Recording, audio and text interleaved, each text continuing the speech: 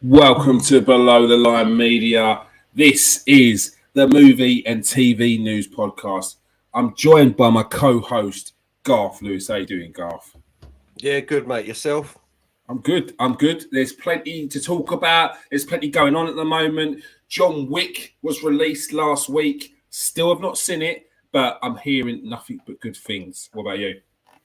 Yeah, well, this is why you don't watch John Wick 1 with your missus 2 days before you're meant to be going to see it. So that she's now only watched 2 of them. She's like, no, we go together. We go together because I'm going to see it on Thursday, gone, bro. So I've got to watch John Wick 3 tomorrow, so I can go on Friday with her now. Otherwise, I would have seen it already. I've heard great things about it, bruv.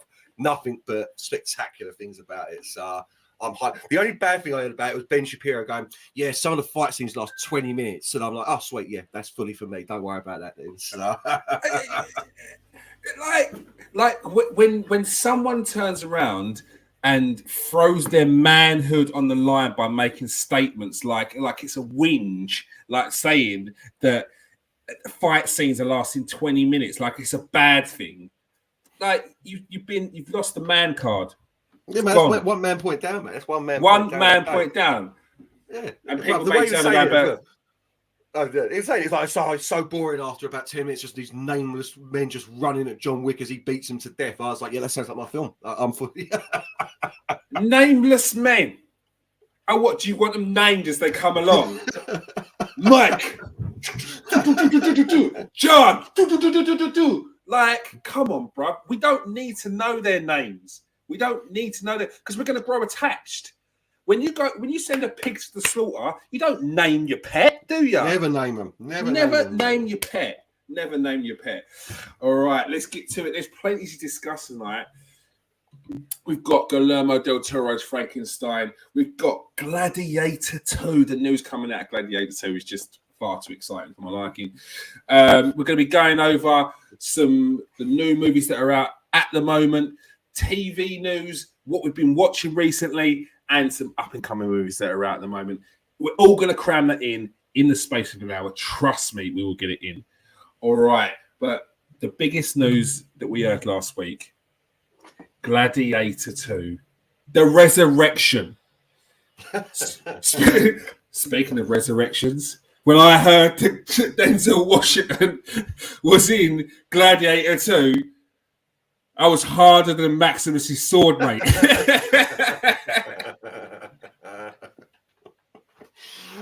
Yeah, looking forward to it, brother. Obviously, great news to see Denzel is in a film with Ridley Scott again. First time since American Gangster, which isn't actually my favourite film. A lot of people love it. It's not one of my favourites. I mean, it's a great performance for him.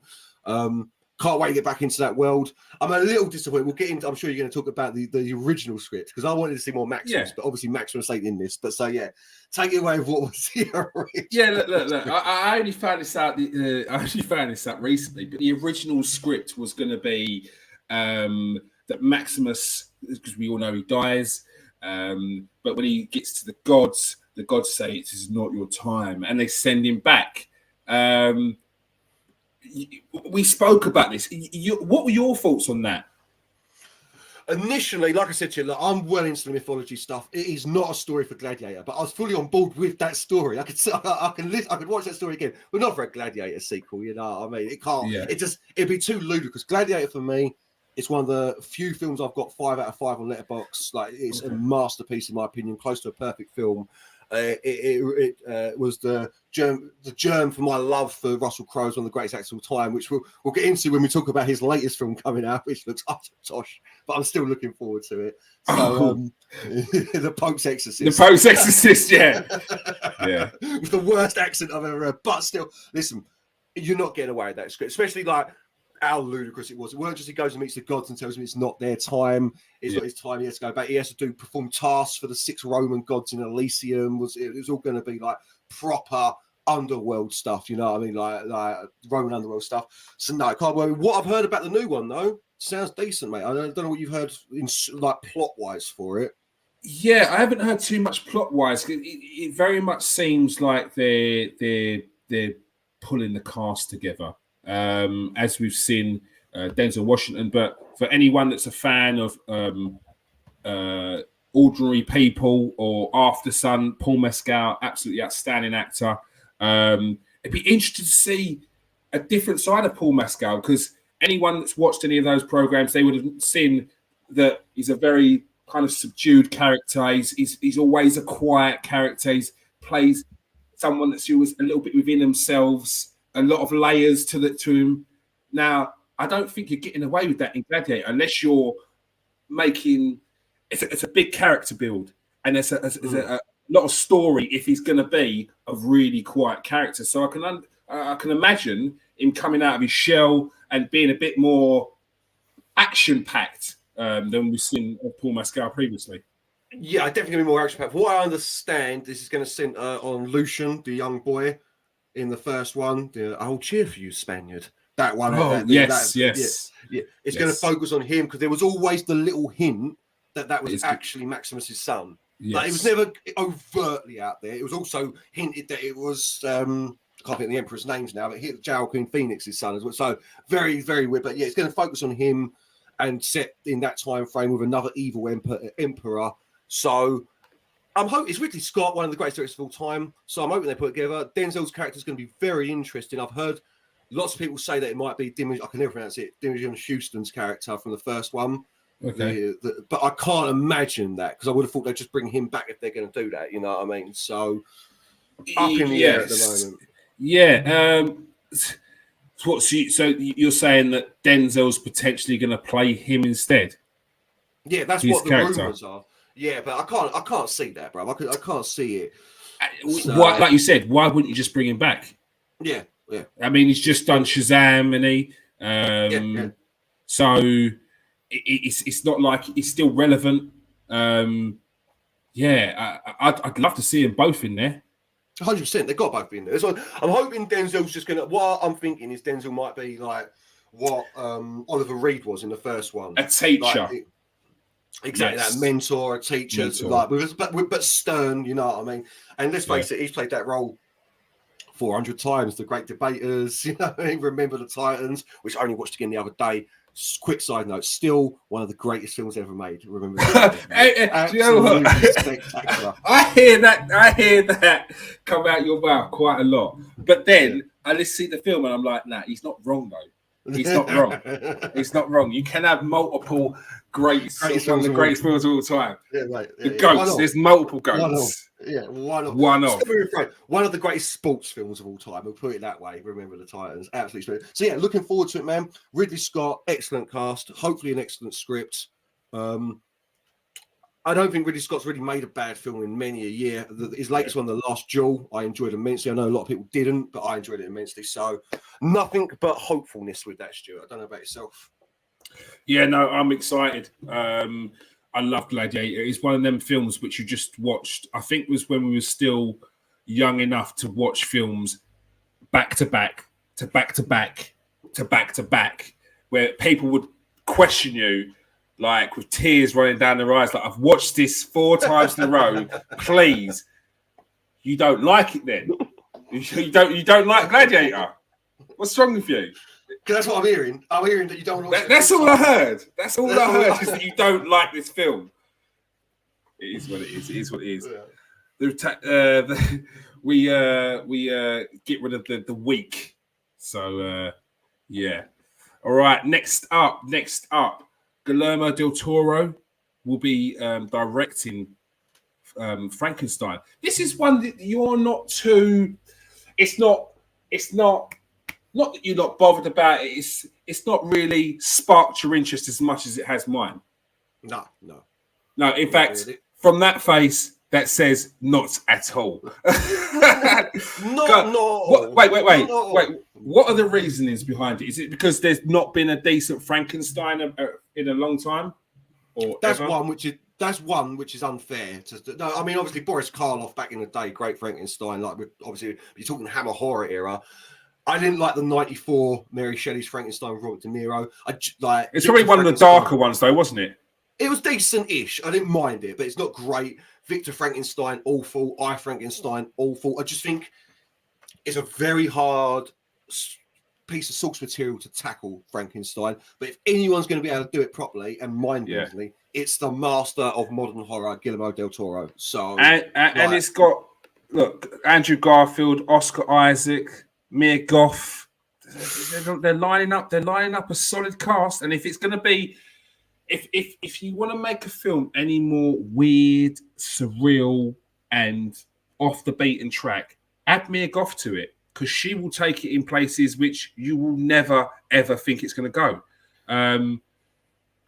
If anyone's seen any of films that Mia Goth's been in recently, from Pearl to X to Infinity Pool, she don't do normal. She does weird and makes it look normal and feel normal. So I'm looking forward to seeing this one. Guillermo del Toro's absolute genius when it comes to costume, just thinking outside the box. And I just feel like, look at what he done with Pinocchio.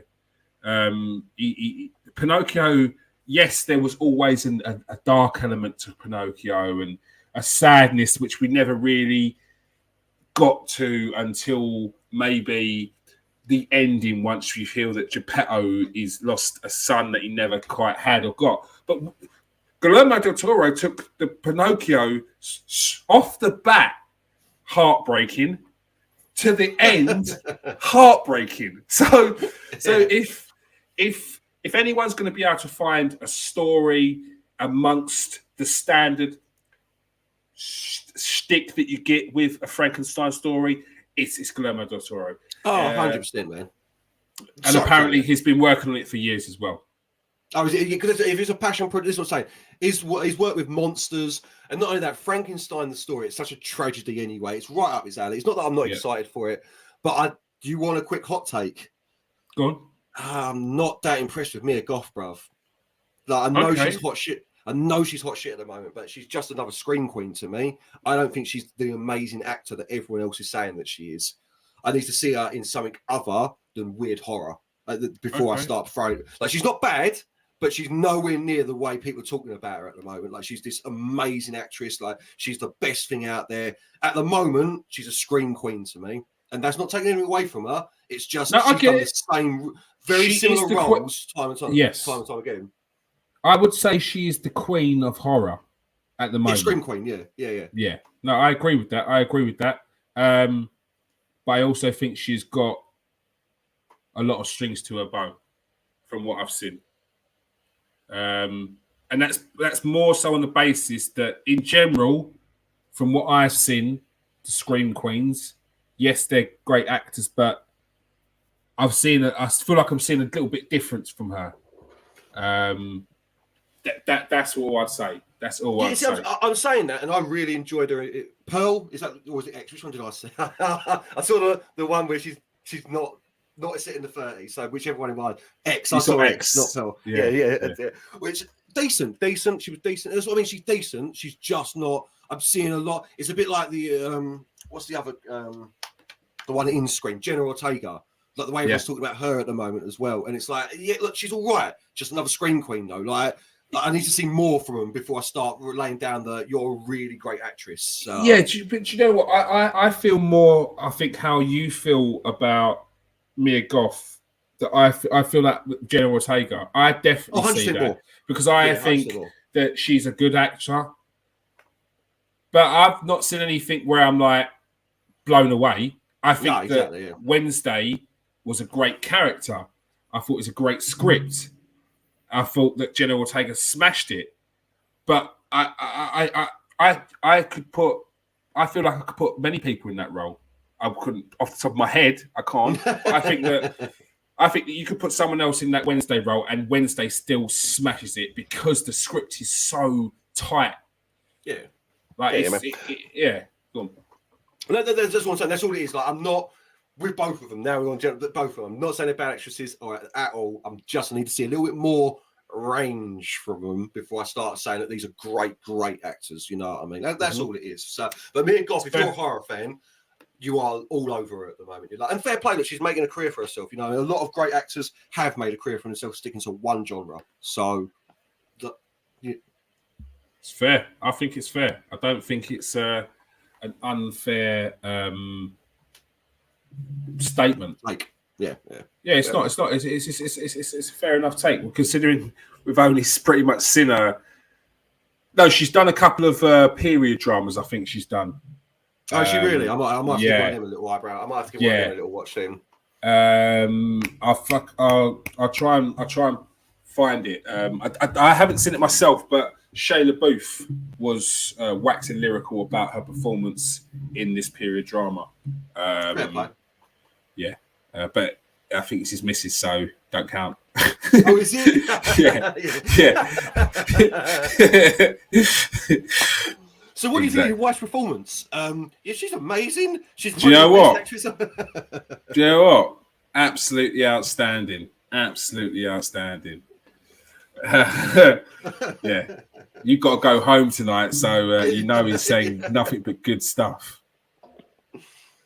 More news out there. Fall is going to be making a sequel after Netflix's success of the literally about 4 actors and an hour and a half of climbing a pole. They will be making a sequel to Fall. I don't know how but it's good. Look, I know why, because like I said, it's a movie for an hour and a half. It literally has about 4 or 5 actors in it, plus you've got the extras. They don't count. And that's it. There's a few scenes. So it's low budget, great return, because I'm pretty sure that must be. Fall must have made a fair bit of money, because I didn't expect anything in this film. Like, I thought it was going to be rubbish, and it's just not that bad. Like 6.4 IMDb, 79% on Rotten Tomatoes. It did all right. 3 million budget on that cheap? Do you know? I haven't 3 seen million budget. The trailers I've seen and everything about it. 3 mil. That's really good to have made that a 3 mil, mate. So a return. What did it get? What's the return? The return was 21 million in the box office for a 3 million budget. That's quality, especially, and that's just box office. You know, The Fall. That's a straight streaming film. Not many people are going to go to the cinema to watch that. Most people are going to watch it. So if you already made 21 mil at the cinema, that's well good, mate. That's well good. Yeah, well, we'll get onto it in a bit. But another film that I watched recently, which actually cost $100,000 to make, made 4 million in the box office. And I think you'll be surprised what it is. But I'll probably give it away by saying I watched it the other day. Movie's out now, though. The big one, the one that you spoke about earlier that you're going to go and see with your missus, John Wick 4.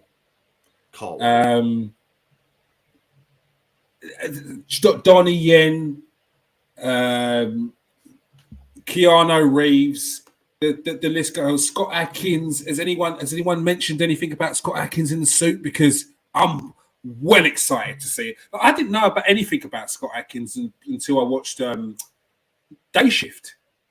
Really? Oh yeah, nothing. Great B movie actor, great B movie actor. If you see him in a B movie, that's usually a solid B movie with good action in it. You know what I mean? So, okay. Yeah, no, I'd seen nothing of it, nothing of him, and then I was talking to someone about Day Shift. It's like, oh, Scott Adkins in that, and I'm like, who? And then he's in this in prosthetics as well. So yeah, absolutely smashing it. I think the one I'm looking forward to the most in it, again, I'm going to butcher this man's name. It's Hiroyuki Sanada, the geezer that was in Mortal Kombat. I think it's 13 Assassins or 47 Ronin, whichever one he's in. Great actor, doesn't get enough credit, always brings it, no matter what he's in, brings it. So I'm looking forward to his performance as well. Obviously, the final performance from Lance Reddick, you know what I mean, rest in peace. There's a sad loss at 60 years old only. Great actor, one of the best stern face actors you could get, you know what I mean? He could literally do stern on anything. So a disappointment to go. And always nice to see Lawrence Fishburne and Keanu Reeves together, as they did have that in the new Matrix movie. So yes, are you still hurting a little bit from that? Yeah, man. No need. Did we find out why he wasn't in it? Apparently, it was scheduling conflicts, and whichever Wachowski sister done it didn't have a different story. The story's fine; it's a great film, but mate, I want Lawrence Fishburne and Keanu together. I want Morpheus and Neo together. But yeah, no. Yeah. There's no reason really. I'm guessing scheduling conflict and story, but it's what it is. You know what I mean? So. Well, John Wick 4 has grossed over 137 million in the global box office, which is absolutely outstanding so mental. Far in its first weekend. Well, I get opened on Friday. Yeah, Jesus. But bruv, I don't. Everywhere I look, people talk about John Wick. I go onto TikTok, and it's like all you see is this. I've just seen John Wick. And I'm like, skip. Yeah, I don't want to see it. Skip. Spoiler free job. Skip. I don't care. I don't even want you to tell me it's good. I don't want you to spoil that. Like, don't do this to me. Yeah, I've seen Mark Camo's review, which is a different type of review. It's a good long form one. But the one I saw John Campea straight at the cinema, he said it's the best action film he's seen in 15 years. So take with that with what you will, you know what I mean? Obviously, we'll see if it beats Top Gun Maverick for me, but that's a different conversation for a different day. So, yeah, I don't know if anyone's seen some of the stunts that Keanu Reeves does in John Wick as well. The car with no door, where he's doing donuts and shooting out the door. He's doing them stunts himself as well, isn't he? Sick. Yeah, most of them, as I understand it. Yeah, most of them. Yeah. Just ridiculous. Just ridiculous. It will go down. John Wick, the franchise, will go down as one of the greatest action franchises of all time. They innovated the action movie without a shadow of a doubt. Obviously, they invented gung fu, that judo gun with the guns that he does. You know, I mean, like when he's throwing bods about and then shooting them in the head and things. It's just judo with guns. Shout out to not Chong Yun Fat. Who is the other one? Who was the original gunman? Karate martial arts. Was it Chow Yun Fat? The director, John Woo? Nah. Is it Chow Yun Fat? Yeah, Chow Yun Fat with hard boiled and stuff like that. Yes. Chow Yun Fat. Yeah, hard boiled. There we go. Because you picked any more of the film I was trying to describe as well. That was it. Yeah. Yeah, it's a solid film, bro. There's a solid film. Although he never really took off in America, did he? He had a couple of ones. I found that Crouching Tiger, obviously, but yeah. But I personally, I didn't get on with Chow Yun Fat because it was a lot of guns, and I wanted to see more hand-to-hand combat, more martial arts. Like, this is the time when Jackie Chan was taking off, Jet Li was taking off. Like, it was all about, and we even had Samu, like the fat guy, doing a bit on the Channel 5 TV. And then Chow Yun Fat just comes along with guns. If you're not into guns, you're like, bro, throw some kicks. Like, come on, help me out here. So, yeah. But that's John Woo though as well. That's what you got. I mean, John Woo's the director, and he's and Chow Yun Fat. He's done a lot with Chow Yun Fat. So I like them both, mate. Like John Woo's one of my favorite directors, and Chow Yun Fat's one of my favorite. I believe is he Hong Kong or Chinese? Whichever. Asian actors, like martial art actors. He's one of my favorite. I put him right up there with Jet Li, Jackie Chan, all of them. Donnie Yen. I put him right up there with all of them, mates. It's a fair shout, Garth. Garth's putting Chow Yun Fat up there. Plenty more to talk about. First of all, we've got to get into this subject because, I mean, we can't not. Cocaine Bear. No. I mean, it's not really split opinion. It's more everyone realizes this film is not good, but it's what end of the scale of shite are we talking about? And Garth is firmly in a steaming hot piping river of shit. Yeah, is what he feels that Cocaine Bear is. Talk to me. Yeah, this is the dribbler shit out of the arsehole of Cocaine Bear. That's what I call it. Listen, it was all. I thought you could have done so much more with the premise. I don't like Elizabeth Banks as a director. The trailer gave so much away that was unnecessary to give away. I've since watched the trailer. Yeah, you don't need a trailer. It's called Cocaine Bear. You're going to go and see it. You don't need the trailer giving away all the jokes, all the humour. And I won't lie, mate, I didn't even make it to the end. I didn't even make it to the end, bro. I've seen the end now, but I turned it off pretty much when they're in the park ranger's office just before the paramedics turn up. And then I watched the rest of it later on. I turned it off at that point and then watched the rest of it later on. It's such a crying shame that this is Ray Liotta's last film. I don't know. I thought a lot of the actors were poor. The kids wound me up. Dee Dee, is it? Is that her name? Yeah, wound me up. Like, yeah, there was so much I didn't like about this film, mate. And maybe I'm being harsh, but it just really, I just thought, I don't know what I wanted. I don't think this film knows what it is. It's not a comedy. It's not a horror. It's not like, you know what I mean? It does not know what it is, man. And I needed this to be a straight comedy, I think. That's one thing I could definitely agree with you on. As I was watching the film, I was thinking to myself, this is more horror than comedy, especially even up until the point where spoilers coming in. So, like, feel free to get upset. Even to the point where the park ranger guy climbs the tree, and then the bear goes and gets him. There's not too much funny up until then, and there's more gore around there as well. And you're just like, it definitely feels like more like a horror. I've since you said go and watch the trailer, and I since watched the trailer, and I'm like, jeez, there's a lot which I didn't realize was in the trailer, because I watched the trailer when this first came out. So that's about 4 months ago, before Christmas. Yeah. So, and I haven't watched the trailer since. So, and I'm gonna stick to that because we've noticed that there's a long pattern of trailers spoiling movies, and this is one of them. But that's no excuse, because there was a lot wrong with this movie as well. I thought it was poorly pieced together at the start. I thought the character building was awful. I thought that the film itself was not great, but for me, there was enough funny bits in it for it to not be an absolute stinker. Yeah. I know what you're saying. Like, I get hyperbolic sometimes. It isn't as horrific as I made out as for the joke to start with, but it just, the premise, there was so much more to do. Like, you could have done so much more with this premise, I felt. Made it such a better film. And I, what you said there, the way it was cut together, the editing of this film is poor. The way it's put together, really bad. Very poor. Really poor. Yeah. I don't like the ending at all.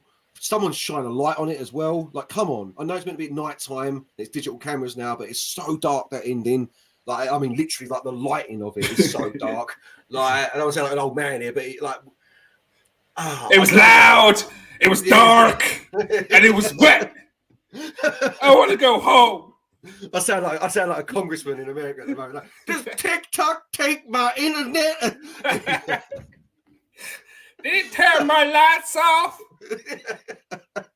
Shout out to whoever that dude is on TikTok doing them skits, because we've all seen them and they're fucking hilarious. But it just is a premise that could be done as well. I've always found this with Elizabeth Banks, even when as an actress or as a director, she's funny, but she thinks she's a lot funnier than she is, and the stuff she finds funny, she pushes to the nth degree, and it isn't as funny as she thinks she is. I know, like, if that makes sense, you know what I mean? So I agree, and I didn't really know this about Elizabeth Banks, and then you pushed a couple of the films that she directed my way, and I'd seen them, and I was like, again, is it This Is 40? No. She did Pitch Perfect 2, Charlie's Angels. She's in This Is 40, I think. That's Judd Apatow, though, isn't it? So, I don't think she did. I feel like does she do like sketch? Does she direct the sketch shows on Saturday Night Live or something? I'm sure she's done stuff like that before. That's what I mean. She's been she's in everything you've ever seen. That's what I mean. She's in all of these comedies that you're talking about. She's in them, bruv. Wet Hot American Summer, which is absolutely outstanding. You haven't seen it, but it's her. I don't find her comedy funny, is what it comes down to. Charlie's Angels. I mean, mate, most people forgot that film even exists. It's that bad. You're like, it's that bad. Like, so. Listen, she's making a path. It's still early doors. There's only like 3 or 4 films she's directed so far. They've all been bad, but like, I didn't find this that good, mate. And I think a lot of people were very hyped about it because of the premise. That's what I keep coming back to. You could have done so much more with like hilarity ensuing. This should be a comedy horror, like comedy first. It's a massive bear chained out of its face. Like, come on, like there's so much to do with that, man. Yeah, and look, even there was certain bits where I did feel like it could have been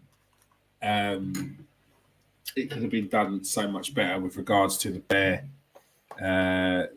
The bear and the cocaine. I don't feel like there was enough bear and cocaine action. No, that's where I would put it. Exactly right. Yeah, it was not enough bear and cocaine action. Yeah, I saw the bear swallow a block of cocaine, and then other than that, I saw him sneeze, and I was like, I want to see the bear do cocaine. Fuck's sake. But that's what I mean. Like, it could have been like that's what I'm saying. Like the premise, like he eats the brick of cocaine, and then it's all about him finding more cocaine. Because he's fucking on the come, like, and it's not about him just mauling, or she, sorry. It's not about her mauling everyone and just murdering people. It's literally about her on a come down, and she's like looking for the rest of them bricks. You know what I mean? Ray Liotta's got to get out of that forest. He's carrying it, and he's got all these. Like, I'm already making a better. This is what I mean. Like, it's just a premise. I could have done so much. I've been big. There should have been more done with it. Is all I'm saying. So, no, I agree. Budgets 30 mil. Box office is taking in 79 mil. That's not bad. That's decent. Yep, IMDb 6.1. I'd say that's quite generous, but I'd say it's around generous to fair. I would say fair to generous. And Rotten Tomatoes 68%. So it's fair, a little better than yeah. 30 mil budget as well. The way that I've been told to work this as well, 30 mil budget means 60. You've got to double it for marketing. So 60 mil budget. So they've made 19 mil on it. Studio ain't going to be happy with that. No way the studio going to be happy with that at all. So yeah, listen, it is what it is. Let's see what she comes out with next. I'm hoping something better comes with Elizabeth Banks. That's all I'm going to say on that one. All right. So I was looking for the John Wick bloody poster for ages and I couldn't find it. And now I've just seen it. It's under Cocaine Bear. You've ruined it. All right. Up next. One I haven't seen, but one you have seen, Garth. Shazam. It's got, to be fair, it's had its arsehole ripped out from top to bottom. It's been blown away. People are saying it's terrible. Like, but you say different, and not only you, a couple of other people I actually respect for their views in movies, critiques, have also said the same thing, going well over the top.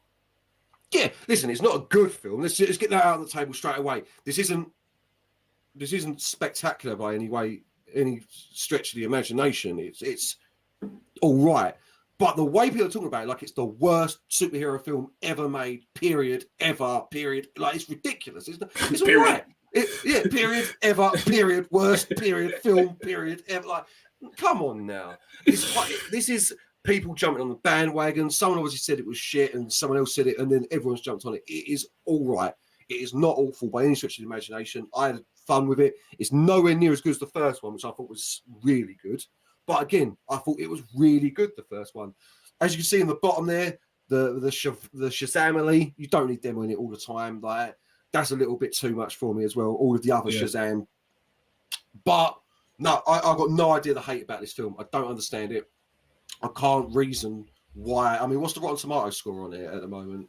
Last I checked, it was down at like, I think the critics score last I saw was down at the 40s, mate. So 47. 51, 6.6 on IMDb. That's more fair. That's what I'm talking about. This is what I mean. Like, yeah, I would say that this is around that, like a 6.5, 7 out of 10, 2.5 out of 5. That sort of, like, it's all right. You put it on a Saturday evening, some popcorn, you know what I mean? Crack open a couple of cans of beer or Pepsi or something. You have a good time with it. There's no two ways about it in my mind. So Zachary Levi is excellent as Shazam. Nice to see Lucy Liu getting some work. I ain't seen her in a hot minute, you know what I mean? So, yeah. I feel like it's cool to hate DC movies, and that's what it is, you know what I mean? No, it is. Like, it is. I think someone said jumping on the bandwagon. Yeah. So, no, like, yeah, if you haven't seen this yet, you like the first one, I would definitely go and see it and not let any of these reviews prejudice you before you go and see it. So, really worth a watch, in my opinion. Yeah, if you want to see some decent reviews, fair reviews, go and check out Below the Line Media on TikTok. We give our reviews. We're fair. We don't follow the bandwagon. All right. And look, it's easy to. You can come out of a film, think, do you know what, I like that? Go online. Everyone you respect is saying it's rubbish. You're like, huh? We stand strong with our own opinions. All right. We're putting our credentials on the line here. credibility up in smoke. But yeah, blown away, man. All right, what we got next? We've got next. Out now as well, Cabin in the Woods. Quickly, have you seen this one? Knock at the Cabin. Knock at the Cabin. Cabin in the Woods. Knock at the Cabin. Have you seen this one yet? Yes. Oh, mate, then take it away because I can't wait for this film. I'm really looking forward to it. So. Okay, so so the premise is, and this is not a spoiler, is these four are the four horsemen of the apocalypse, and they knock at the cabin door, and there's a family that's staying on their vacation, and they turn around to the family and say, one of you has to kill the other one to save the world. And then we just go from there. And obviously, you're like, what? You're not. Look, Dave Bautista standing at your door, yeah? I ain't even lying. A little bit of wheeze come out. Like, I am scared. Can I just say you're not hamstrung, bruv? This film has been spoiled for me. I know the ending. I know pretty much everything about it. So you don't need to be too. You don't need to hide too much, mate. Yeah. Okay. So I came into this thinking, I'm not gonna think it's great or whatever, because like, well, you just tell the geese to do one. Like, no one's killing each other here. Say, not today, not today. Yeah. Oh, bruv. By the end, yeah, I'm like, this is brilliant. This is quality. He does it again. M. Night Shyamalan has done it again. He smashes it. Yeah. I'm fully on board. Even to the point in the end, my mind's changed. I might not be putting myself up for sacrifice, but what I'm saying is, bruv, they turn you, bruv. They turn you. It's excellent. Excellently done. I can't remember who it was, but it was one of the dads. Jonathan Groff. Jonathan Groff. Jonathan Groff is the more well-known one of the two. He's yes. Mindhunter. Yes. And he's really good in everything. But he's great. But he's in Hamilton, bruv, as well. Like the musical Hamilton. He's was it? Mate. Yeah. He's a triple threat, bruv. Yeah, he's a proper Jonathan Groff. Singing, dancing. Brilliant in it. Absolutely brilliant. I'm not going to say any more than that. Yeah, definitely. One question. Rupert Grint, how's he in it? It's been a hot minute since I've seen him in a film as well. Good.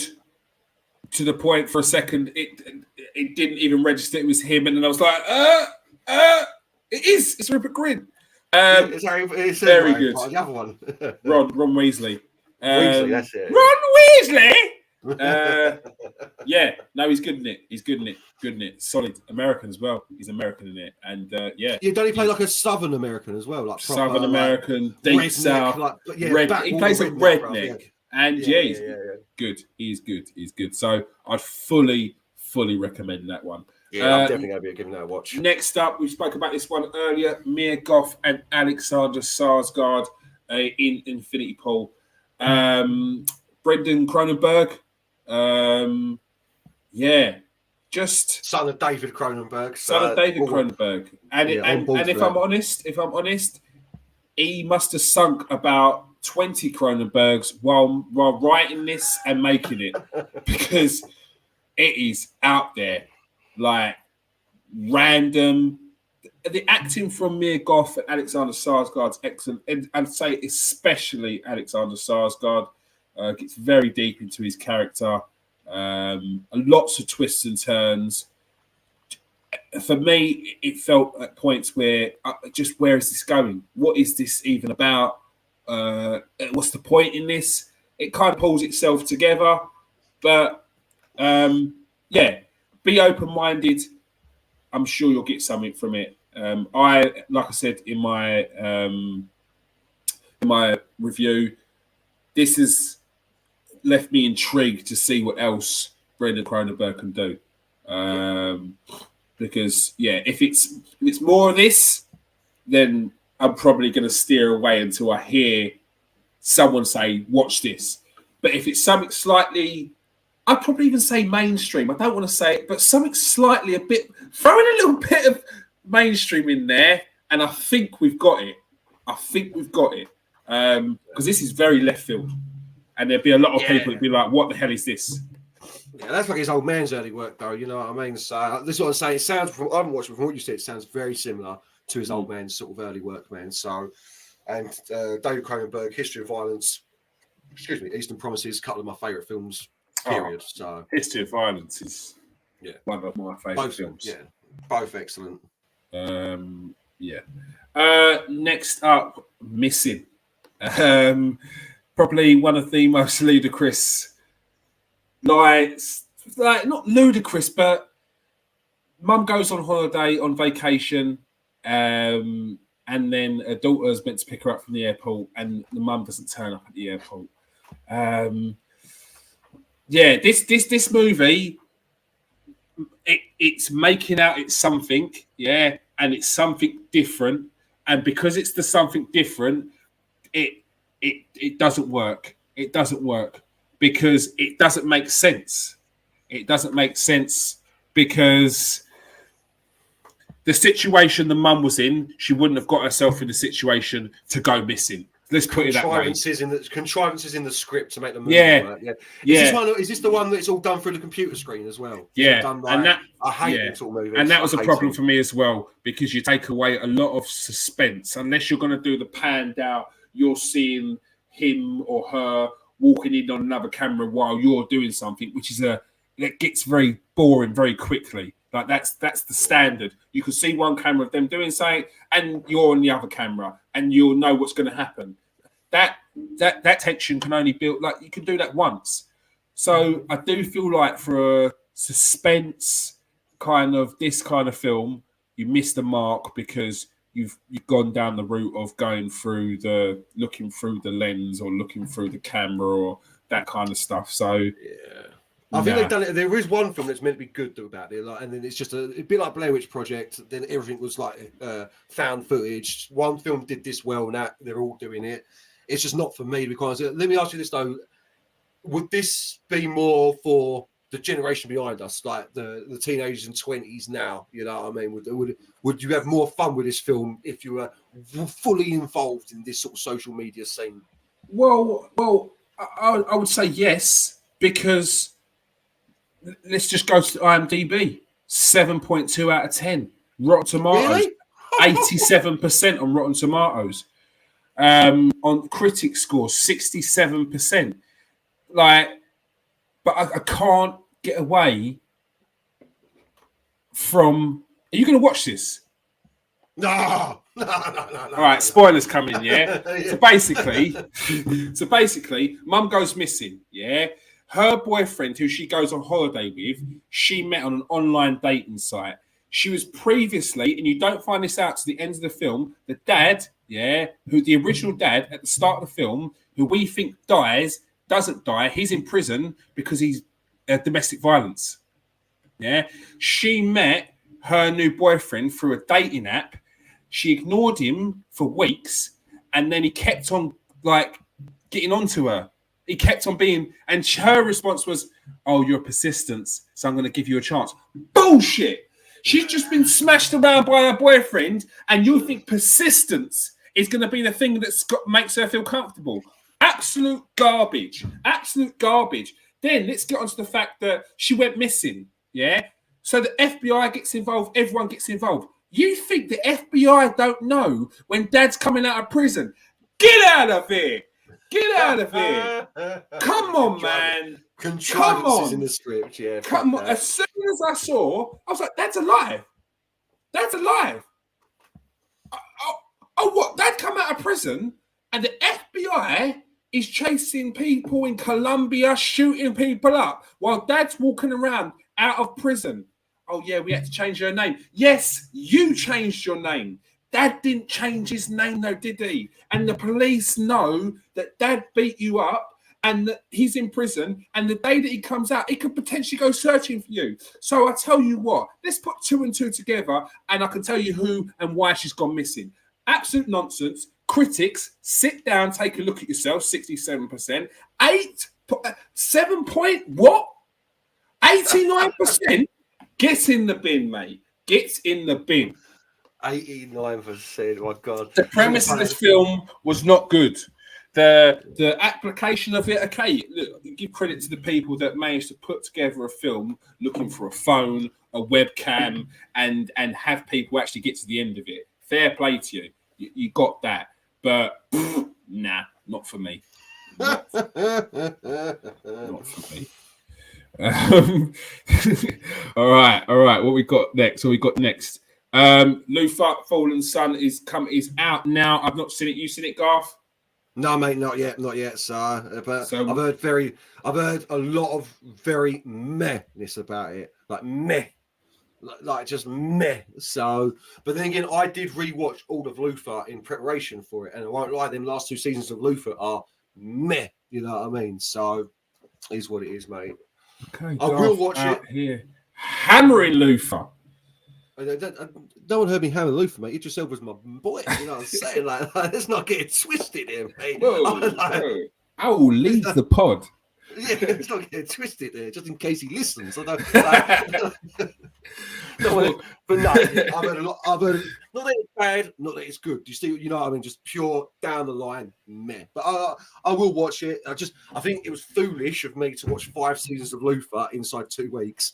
Because then I was just completely loofed out, mate. I was just like, I saw it was on there on Netflix. I'm like, no, not tonight. I can't do any more.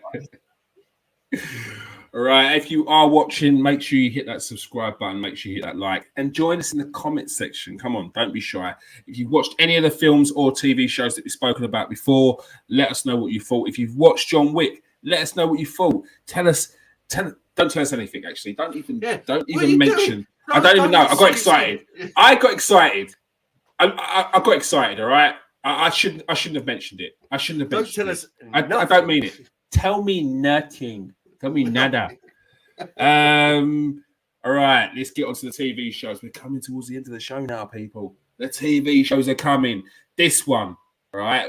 Where do we go first, Garth? Where do we go first? Okay, let's go with something we've both seen to the end. Let me just give a couple out quickly of things I'm watching right now, which we haven't got on the list. So now I started watching. It's a little old. I started watching that Boardwalk Empire, the Martin Scorsese gangster thing with Steve Buscemi. 2 seasons in. Yeah, that's some quality TV, bro. No 2 ways about it. Now, admittedly, I'm not a big fan of gangster stuff, but Michael Shannon playing like his unhinged copper, outstanding performance. Steve Buscemi, outstanding performances throughout. If you haven't seen Boardwalk Empire, well worth your time. Get involved with it immediately. And For All Mankind on Apple TV Plus. Now, I didn't even know this show existed. This is a show about whether it's an alternate history, space race. The first people to get to the moon are the Russians. And then it's all about like setting up bases on the moon and everything. But I didn't realize it was from the geezer. It's from the geezer who wrote the new Battlestar Galactica, Ronald D. Moore, which is like my favorite TV show. Period. It is exceptional TV. So Apple Plus TV For All Mankind. Like it's got ridiculously good ratings. It's well worth. And who's in it? Joel Kinnaman is probably the only big name in it. Joel Kinnaman. He played in Suicide Squad. He's Rick Flag. Okay. Yeah. I forget. He's in a TV show, a really good crime TV show. I can't think what it's called now, but he's in that as well. The Killing. He's in The Killing. So, but no one famous. But that's Ronald D. Moore, mate. That's what he's like. Like he doesn't usually get like really famous people in to do his stuff, if you know what I mean. So, fantastic premise. Like I say, Russians win the space race, and then it's just all like hands on from there. Some fantastic set pieces of like spaceships blowing up. I'm not giving too much away by saying that. Obviously, you know it's coming at some point. Really, really good tension-filled TV show. Well worth your time. All right. Anything else you've got to recommend there? No, that's just the 2 that you didn't have on the list. So I thought I'd throw them in there quickly. All right. Thank you very much for that, Garth. First of all, okay. Let's start with this one because I know you've just finished it. Loved it. Oh, Loved this show, mate. Oh, do you know what? Well, I saw your review on it. You recommended it. I thought I saw it, cracked it on, and luckily I had 3 episodes sitting there waiting for me. Nice, bro. Always good, yeah. Dusted them off straight away, and I was like, I can't get enough of this. Do you know what? I watched this the other day, yeah, and I was like, this. After you watch this, it feels like the TV program's giving you a cuddle. Like it's great. It's so good. I come out of this smiling, and it's not like it's not crude. It's just so good. It's just so good, so clever. Jason Segel's brilliant. Every single character brings something. I think it's excellent. Do you know what I like particularly about it? And Bill Lawrence is good at this anyway. Is the character interactions, the dynamics between all of the main characters is how friends act. Like that is how friends act with each other. Like taking the mick out of each other, not giving them the support they need, but do in a different way. You know what I mean? Like they don't overtly go out looking after each other, but they're always there for each other. Yeah. Harrison Ford, it's just nice to see him enjoying a role. It's just like I said in my review. It's just nice to see him enjoying a role, even if it is a grumpy old curmudgeon of an old man who's got a heart of gold, which is clearly what Harrison Ford is. You know what I mean? Like just a grumpy old man all the time. Jason Segel's excellent in it. I don't know the name of Jason Segel's daughter, and I can't remember his name now either. Well, yeah, she's excellent, and the black fella that's living with him, I can't think of his actual name. Oh, Luke Tenney. He's superb, mate. Yeah, superb. I think he's a star, isn't he? Yeah, he's a star in the making, without a shadow of doubt, and as a damaged vet as well, like psychic damaged vet. Yes, outstanding as veteran, not as in. And it's not too bait either. The way he's doing it. No, it's perfect, man. His role is super.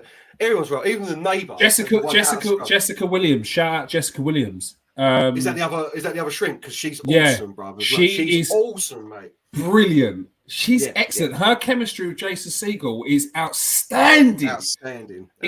Excellent. But she has chemistry with everyone as well. Yeah. No. Great show. I hope they don't cancel it. You know, with these things, one season they just cancel it. Second season is in pre-production, bruv. They've already greenlit the second season, mate. And apparently, good, because there's a lot of stories to tie up. Yeah, well, it's only going to be a 3-season show apparently as well. That's fair. I don't mind that. They're doing the same thing with Ted Lasso as well, aren't they? It's just free. This is the last season of Ted Lasso apparently. So fair play. You know what I mean? Like you don't need to take these shows on and on and on. They don't until they become caricatures of themselves. This is what I find with TV shows. We learned that with Prison Break, didn't we? Yeah. I mean, even that's only like 4 seasons, though. Not 5, but exactly right. The Prison Break should have been 1 season. Season.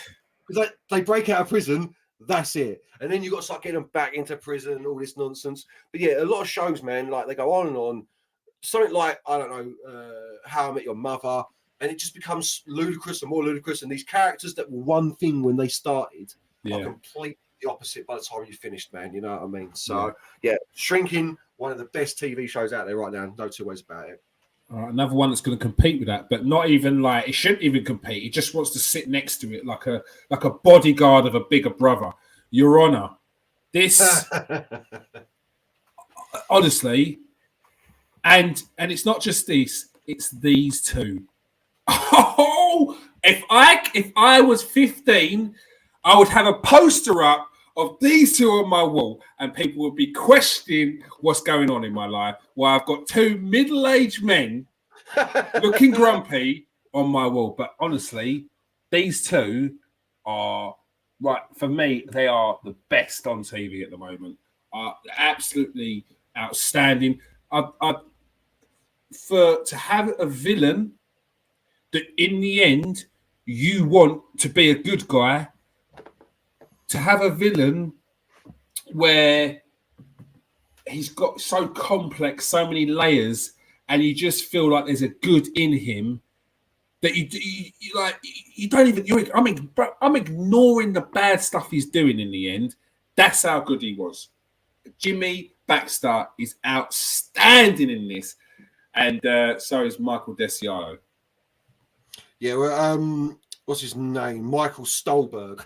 He's outstanding. He's outstanding in Boardwalk Empire as well. Oh, is he in that as well? Yeah, mate. Yeah, as a sort of antagonist in that as well. Bro. I'm gonna have to watch that now. Yeah, I'm gonna have to watch that. He's one of my favourites at the moment. Yeah, he's really good. Great actor. He's in. Weirdly, he's in a lot of things. Like he's the one. He's in Men in Black 3, isn't he? Yes. Like great actor. No worries about it. I'm only 2 episodes in.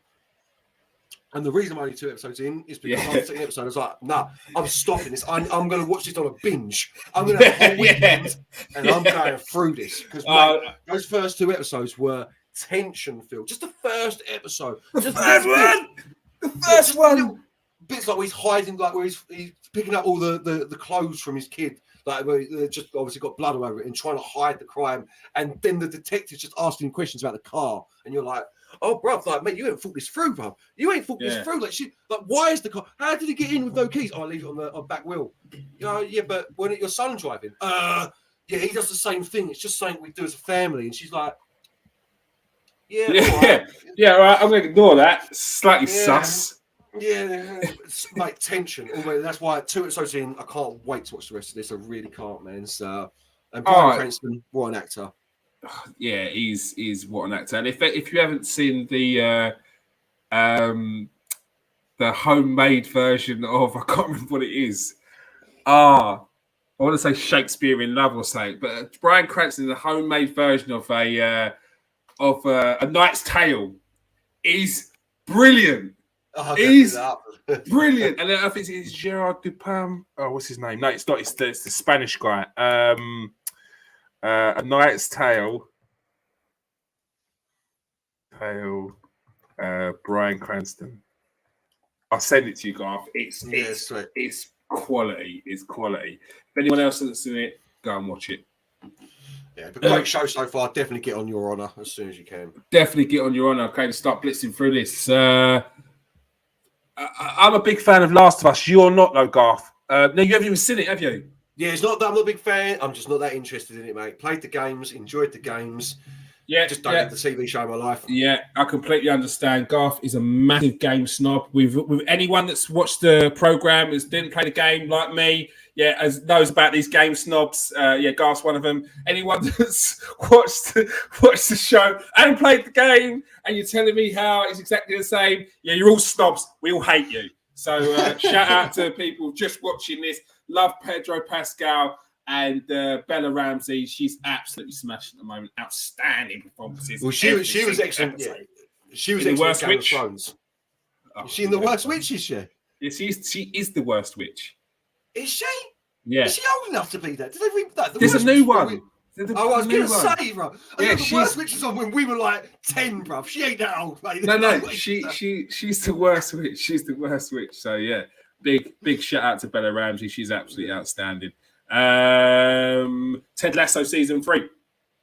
Yeah, more Ted Lasso. If you've seen Ted Lasso, you know what this show's about. This is the last season. They shouldn't say this is the last season because clearly they're going to win the FA Cup or something. You know what I mean? It's feel good all the way through. This is feel good. It brings you down a little bit. There's antagonists in there that make you think that something bad is going to happen, but it's never going to end on a sour note. It can't do because of how good the characters are. You haven't quite been sold on it yet, though, have you? Like you tried it, and because of the hype around it, you didn't find it. I do feel like I've been a victim of people talking up this show because when I watched it, like the first few episodes, I was like, okay, I could see where this is going. I could see what people like, and then I kind of was slightly growing to Ted Lasso. More so, to be fair, for his managerial techniques, and I was looking a bit deeper into why he's doing it. I could tell why he was doing it, but it's just not hit me the same way as everyone else. It just ain't.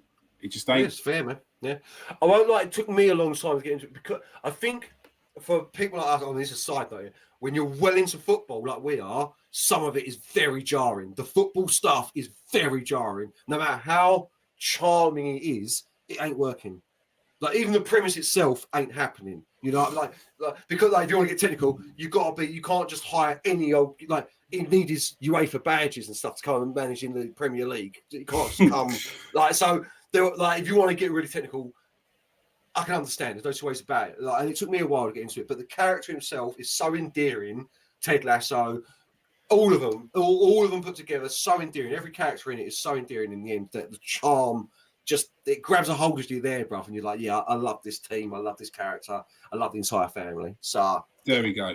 And that, like you said, I think you said it there at the end, the family bit, and I think you've got to feel a part of it to really love this. I think someone said something bad about Ted Lasso earlier on Twitter, and it didn't go down too well, just put it that way. So it is a very popular TV show. All right, let's go through the films that are out at the moment. Tetris is out at the moment. I'm looking forward to seeing that. Looks good. Looking forward to it. Dungeons and Dragons. I'm hearing good things about Dungeons and Dragons. Great things, mate. I'm hearing really good things. I said that on the trailer, didn't I, Kieran? Yeah, you did. I was like, mate, this trailer looks all right, bro, for what it is. So, yeah, can't wait for that, mate. Can't wait for that. Air, which is out soon again. This is getting rave reviews. Chris Tucker back. Ben Affleck is they're saying this is his best movie that he's directed. The cast is absolutely outstanding. Very much looking forward to that one. Super Mario Brothers movies. I don't know. The cast is good, but I can't say I'm looking forward to seeing this. I think it's going to be. But then again, I wasn't looking forward to Sonic, bruv. So I really enjoyed Sonic 1. And Sonic was excellent, the first one. So I'll give it a go. But nothing's going to beat the 93 Bob Hoskins Super Mario Bros. That's all I'm going to say, you know what I mean? So, with John Leguizamo. So, who's the bad guy? Dennis Hopper. Bruv. It's one of the first films I saw at the cinema. It's one of the first films I ever saw at the cinema. Yeah, bruv. This is the thing, yeah. This is the thing, yeah. When that came out, I was so excited. So excited to see Mario Brothers, yeah. Even as a kid, I knew that was crap. You know, and that's how. And you know what? I had to save face from my mum and dad. I remember saving face. Oh, that was good. What is this? Those Goombas. Oh, it's so bad. The dancing bit when they're moving the Goombas around the lift. So bad, bro. On a quick side note, no one has seen the 93 Super Mario Bros. That is one of them so bad it's good films. Like, just it is so atrocious. Every moment of it is atrocious from start to finish. And it was two actors at the time, which were like stars. They were stars. And Dennis Hopper, stars all over that, mate. There's stars all over it. Derailed Luigi. John Leguizamo, mate. It derailed them all, bro. To be fair, like the whole film was an absolute abomination. So, yeah. Do you know what? So, I'm sure there'll be a documentary on it one day about how it got messed up in studio and stuff like that because it's so bad, that movie. Yeah. It shouldn't have been that bad. The Pope's Exorcist, starring Russell Crowe. The greatest actor of his generation. I don't care. I'm watching it. I'm not into Exorcist movies. Like I love a horror. But I don't like Exorcist movies. I think they're pretty boring. I think that's one of my favorite. That's one of my favorite horror genres, bruv. Like religious horror. That is right. It's shock. Yeah. Right. Yeah. This one looks good for me. Nicolas Cage, and Nicholas Hoult as well, isn't it? Looks really good. This one. Evil Dead Rise. Heard great things about it, so I'll give it a go. There we go. Evil Dead is one of the greatest franchises in horror, period. So, yeah, I'll definitely give that a go. You're not wrong. You put me onto that, to be fair. Big George Foreman. I haven't seen this. I haven't seen the trailer. I will be doing a trailer review, a reaction. I'll get it out tomorrow. It stars Forrest Whitaker. So, should be good, touch wood. Obviously not as George Foreman. No, it's not Forrest Whitaker, it's George Foreman. A few other movies that are out at the moment. Unbearable Weight of Massive Talent. Have you seen this one, Garth? Yeah, man. Yeah. Great film. What's that? Solid film. But streaming. Yeah. Because if you haven't seen this film, amazing. I think this is a film fan's film. I think. Yeah. I would just said. It's just a fucking good film. I don't know. I think you need to know a little. It's a great film anyway, but to get the full enjoyment out, you need to know a little bit about Nick Cage, like the way. Okay, yeah. Nicolas Cage, yes. Nick Cage. You need to know the difference between Nicolas Cage and the myth of Nick Cage. Yeah, no, you are right. So, you are right. You are right. And Pedro Pascal is my man. Operation Rouge de Guerre. I enjoyed this one. It's not got great reviews.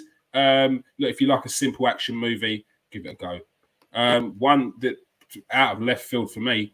This Metal one is Heads. Called Metal Lords. Metal Lords. Yeah, man. Metal Lords. You seen it? I've seen bits of it, bro. Because it's up my street in metal, bro. You know what I mean? I thought this, from what I've seen of it so far, I enjoyed it, bro. I can't wait to finish it up, mate. So. Yes. So shout out to Adrian Greensmith, who plays Hunter Silvestra. Outstanding. What a character he is. Brilliantly intelligent, just complex and funny and misunderstood. There's a love triangle here. Jaden Marcel's good again. I enjoyed this one. I thought it was good. Definitely worth a watch. Surprisingly, I thought this was all right. The Lost City. Yeah, mate. Yeah, it was all right, bro. Yeah, this was all right. Look, Channing Tatum. I love Channing Tatum. I like Sandra. I know I'm old when I like Sandra Bullock because that used to be an uncle's favourite. And Channing Tatum, he don't care, does he? He's just one of them actors that just throw himself into anything, and he does. Yeah. He does. His cameo in Bullet Train is one of the funniest things, man. Like where he thinks he's getting paid to go into the toilet to have gay sex with Brad Pitt. Is absolutely But what about his cameo in the World Ends? What's it called? Oh God, That World's End. No, whichever one it is that World's End? I think it's the Cornetto trilogy, isn't it? Yeah, that is so funny. Yeah, man, I'm buff fucking Channing Tatum, dude.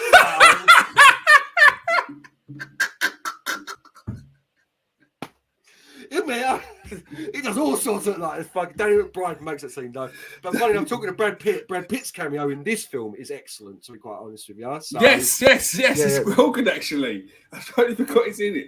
It's well good. Yeah, decent. This was decent. Yeah. So if you're thinking it's one of those, I'm just going to give it a miss. Give it a watch. You will be surprised. The only way that we're old, but if anyone likes, if you're old enough to remember Romance in the Stone, Jewel of the Nile, those sort of films, great shout. That is, great shout. It is. This is the 2023 version. Yeah, Michael Douglas and Kathleen Turner, and Michael Douglas. Yes, and Danny DeVito. Don't forget DeVito, man. And Danny DeVito. Yes. That was War of Roses. Is it War of Roses? That is another film of theirs, man. Yeah, that's old school. That's old. Wait, we're sounding like old men now, bro. We're just putting that.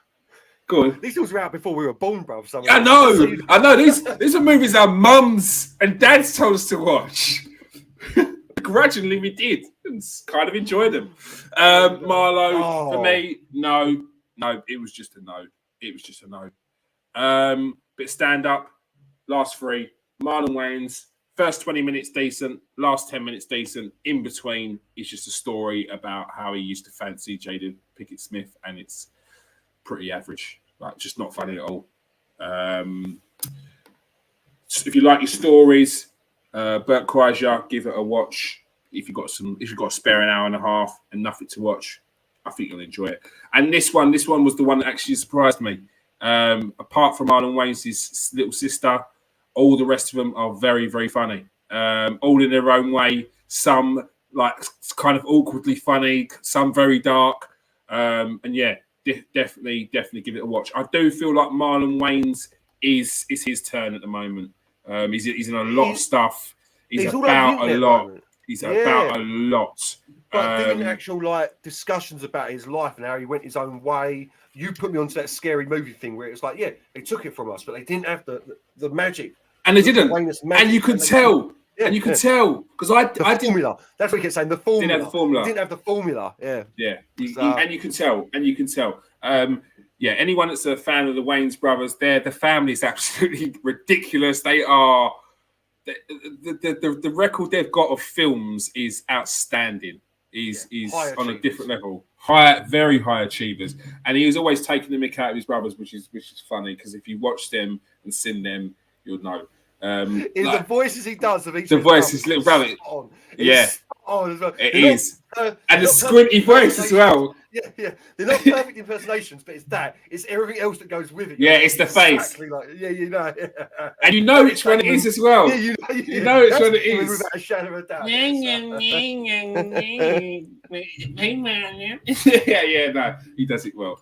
All right, that is all we have time for. Yeah, solid. Thank you for joining us tonight, Garth. Yeah, been a pleasure, mate. Been a pleasure. Thank you for everyone. Make sure.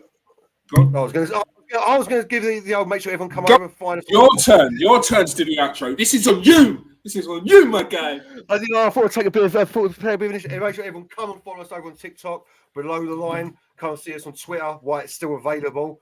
We ain't paying for a blue tick. I don't know if you're going to pay for a blue tick. But we certainly ain't paying no £7 a month. I ain't paying no blue tick. I ain't paying no. But that's below _line over on Twitter. And of course, here on YouTube, Below the Line Media.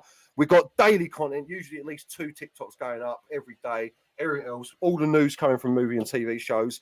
You know, a little bit of fun as well. Leave comments. We'll always interact with you. No two ways about it. Yes. We don't hold anyone's opinion against them unless you tell me you don't like Inception. And then... Yeah, unless your opinion's shit, then I'm not going to hold it against you.